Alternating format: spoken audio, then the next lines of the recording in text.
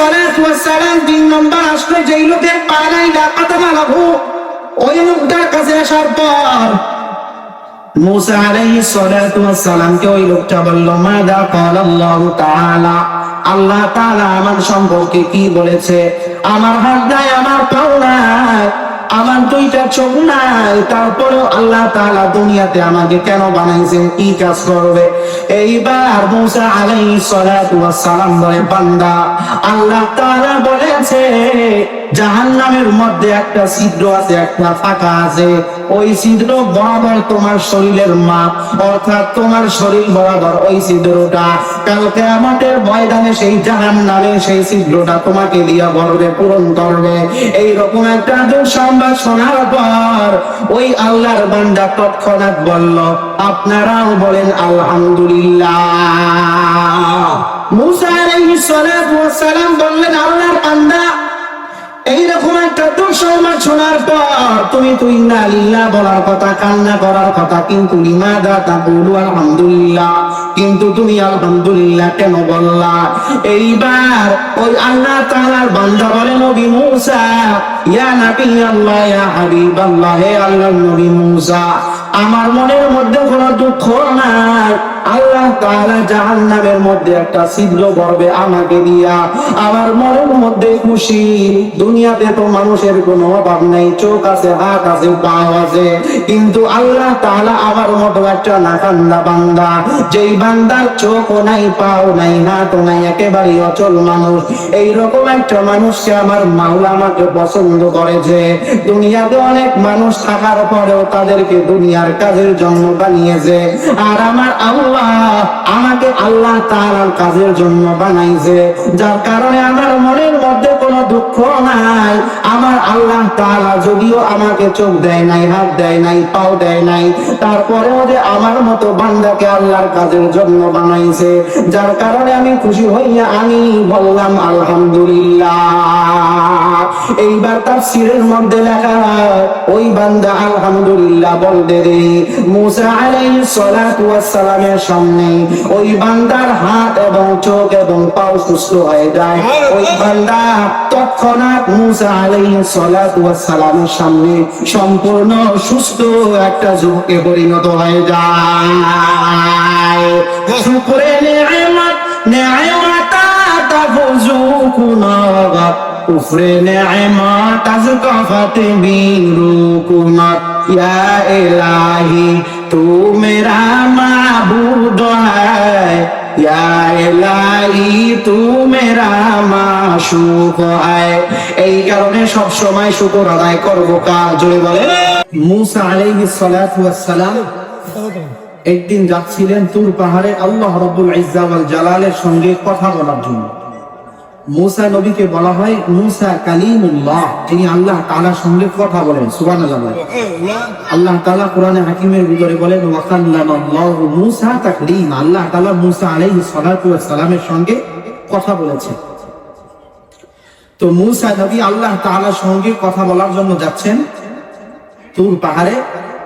পথিমধ্যে দেখেন একটা ব্যক্তি যার হাত নাই, পা নাই এবং অন্ধ, একেবারেই অচল অবস্থা। এখন যে ঘটনাটা বলবো এটি হাদিসের ভিতরে নাই, তবে ইসরায়েলি রিওয়ায়াত, আর ইসরায়েলি রিওয়ায়াত বর্ণনা করার তাফসীর মতে জায়েজ আছে একটা শর্তে, যদি সেটা কোরআন এবং হাদিসের বিরুদ্ধে না যায়। কারণ রাসূল কারীম সাল্লাল্লাহু আলাইহি ওয়াসাল্লাম হাদিসের ভিতরে বলেন, বাল্লিগু আন্নী ওয়ালাউ আয়া, আমার পক্ষ থেকে একটা বাণী, একটা আয়াত হলেও, একটা হাদিস হলেও পৌঁছে দাও। ওয়াহাদ্দিসু আন বনি ইসরাঈল, এবং তোমরা বনি ইসরাইলের রিওয়ায়াত বলতে পারবা, ওয়ালা আবাতা, কোনো সমস্যা নাই, তবে শর্ত হচ্ছে কোরআন এবং হাদিসের বিরুদ্ধে যাইতে পারবে না। তো আমরা বলতেছি এটা কোরআনের মুখালিফ না, বিরোধী না, এই কারণে বলছি।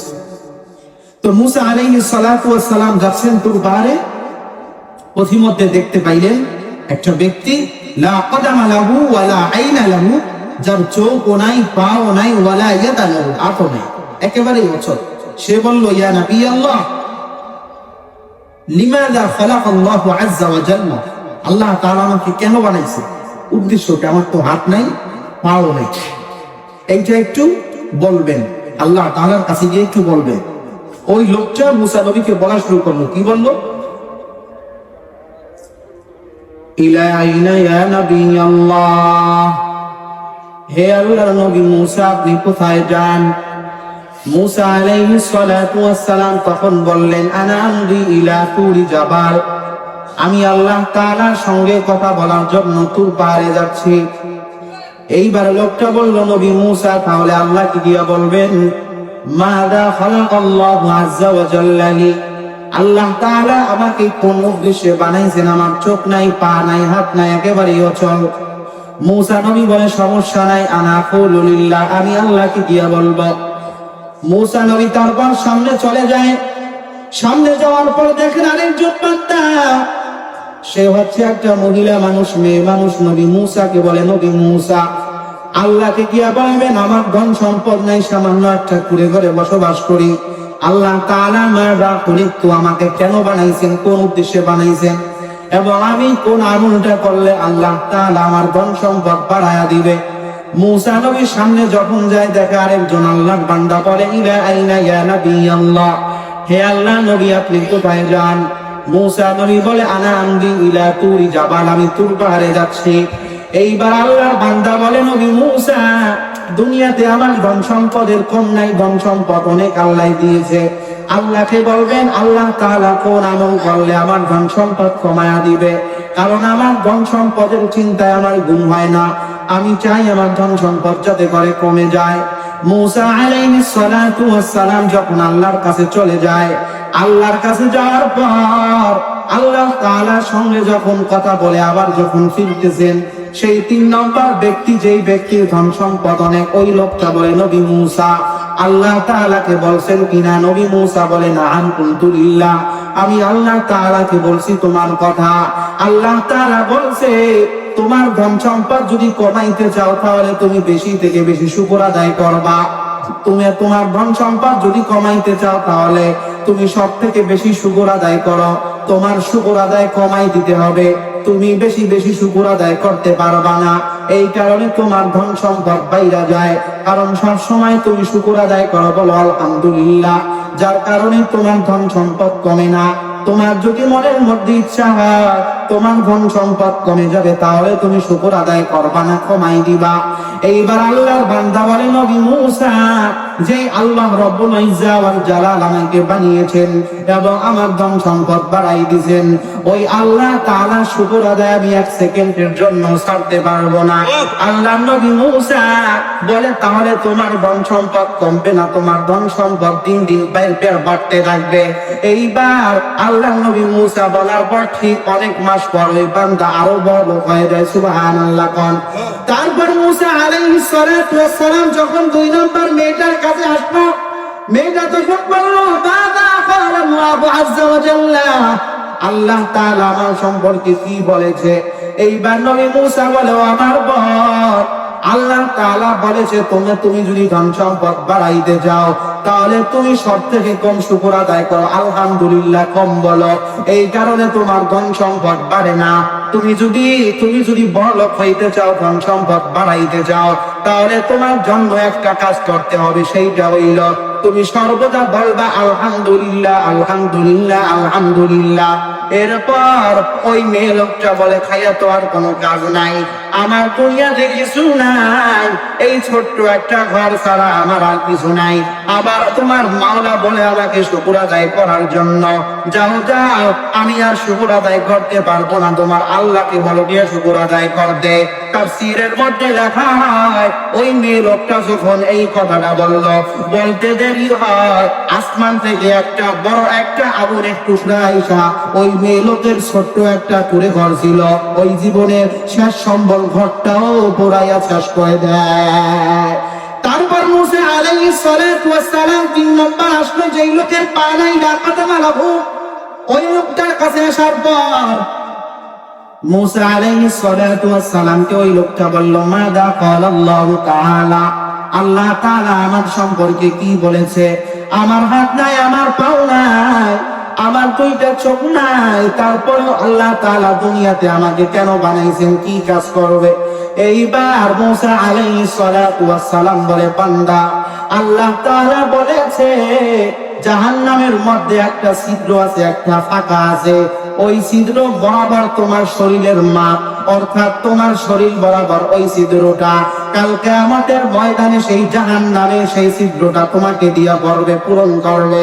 এইরকম একটা দুঃসংবাদ শোনার পর ওই আল্লাহর বান্দা তৎক্ষণাৎ বলল, আপনারাও বলেন আলহামদুলিল্লাহ।